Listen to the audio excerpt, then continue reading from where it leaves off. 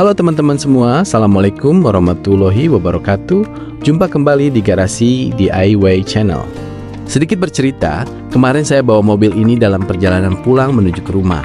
Dan di dalam perjalanan saya dapati sedikit masalah, yaitu klakson mobil saya tidak nyala. Dalam hati bertanya, waduh kenapa ya? Tadi baik-baik aja. Saat di tengah perjalanan, saya tidak dapat berbuat apa-apa selain tetap melanjutkan perjalanan pulang. Dan saya putuskan untuk mencari masalahnya dan memperbaikinya esok hari.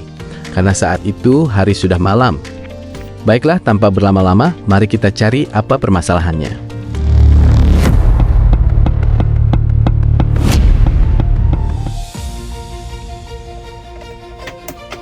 Mari kita coba. Apakah klaksonnya dapat menyala mengeluarkan suara? Ternyata tetap mati, tidak nyala.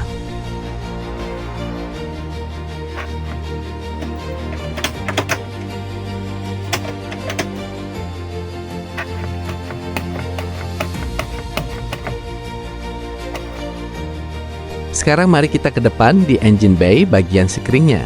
Kita akan cek apakah putus sikringnya. Kita lihat, perhatikan di sini bagian sikring ada di sebelah pojok kiri.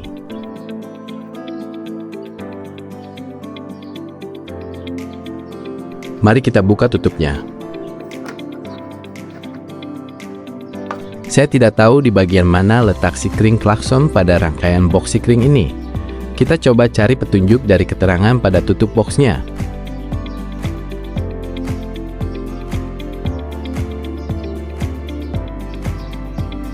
Saya perhatikan dari semua info yang tertera di sini, tidak ada bagian klakson. Tapi di ujung sini ada bagian yang sobek keterangannya. Mungkin pada bagian yang sobek itu bisa memberikan saya info. Dan saya akan cari di Google, semoga ada foto skema ini. Yes, ternyata ada. Saya akan kembali telusuri mencocokkan pada bagian yang sobek. Sebenarnya bagian apa yang sobek tersebut? Setelah saya lihat, ternyata yang sobek itu adalah bagian klakson. Yang kita cari di skema ini tertulis horn. Kita langsung cek aja bagian sikring tersebut menggunakan test pen DC. Hubungkan bagian capit buayanya ke negatif pada aki mobil. Lalu kita tes dulu apakah lampu test pen menyala. Oke, lampu test pen menyala. Sekarang kita tuju pada bagian sikring klakson tersebut. Normalnya adalah menyala pada dua sisinya. Jika menyala hanya salah satunya, artinya sikring putus. Perhatikan lingkar merah yang saya tandai. Ini adalah sikring untuk klakson. Kita cek pada sikring klakson. Oke, sisi satu menyala. Dan sisi yang satunya tidak ada arus. Ternyata yang menyala hanya satu sisi aja, dan arus tidak menyeberang ke sisi satunya. Saya menyimpulkan bahwa terjadi short atau korslet pada rangkaian ini, sehingga sikring putus.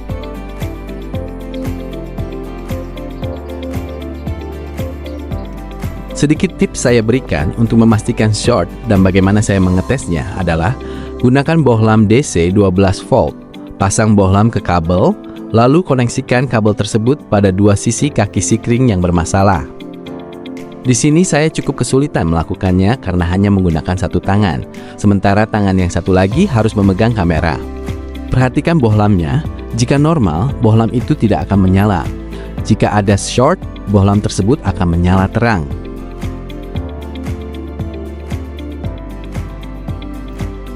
Nah, bohlamnya menyala, artinya telah terjadi short.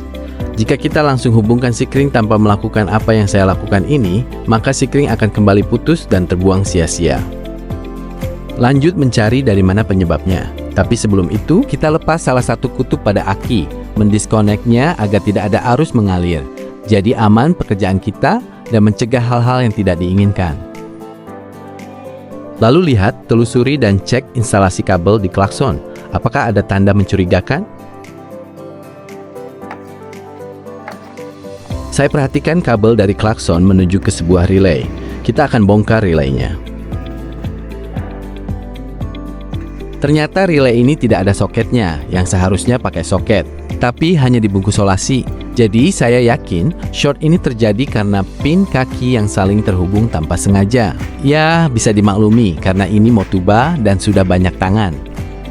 Di sini ada 4 kabel untuk 4 pin relay. Asumsi saya adalah telah terjadi short karena tidak ada soket dan ketika penyambungan tanpa soket pun tidak menggunakan isolator yang solid.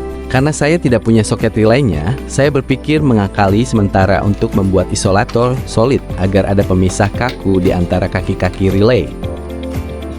Di sini saya gunakan lilin mainan sebelum paket relay yang saya order datang. Saya gunakan lilin mainan karena mudah dibentuk, bisa disesuaikan di antara kaki relay. Dan kemudian saya ikat relaynya menggunakan kabel tis agar tidak bergerak, diam pada posisinya. Lanjut kita pasang kembali baterainya untuk mengecek apakah sudah normal.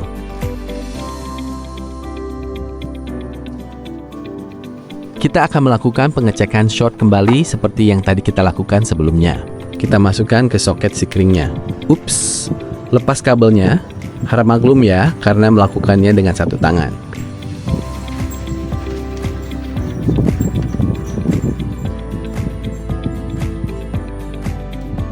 Kita cek kembali apakah lampunya masih akan menyala. Mudah-mudahan tidak nyala ya. Alhamdulillah sudah tidak menyala, artinya sudah tidak ada short.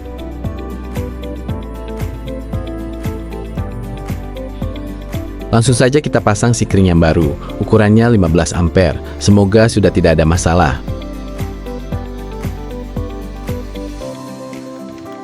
Kita tancapkan sikringnya, bismillah.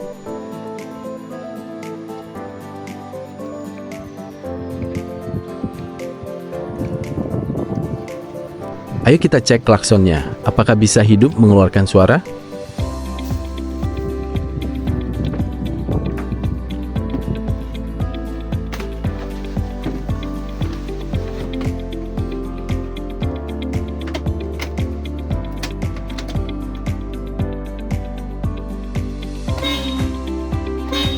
Alhamdulillah.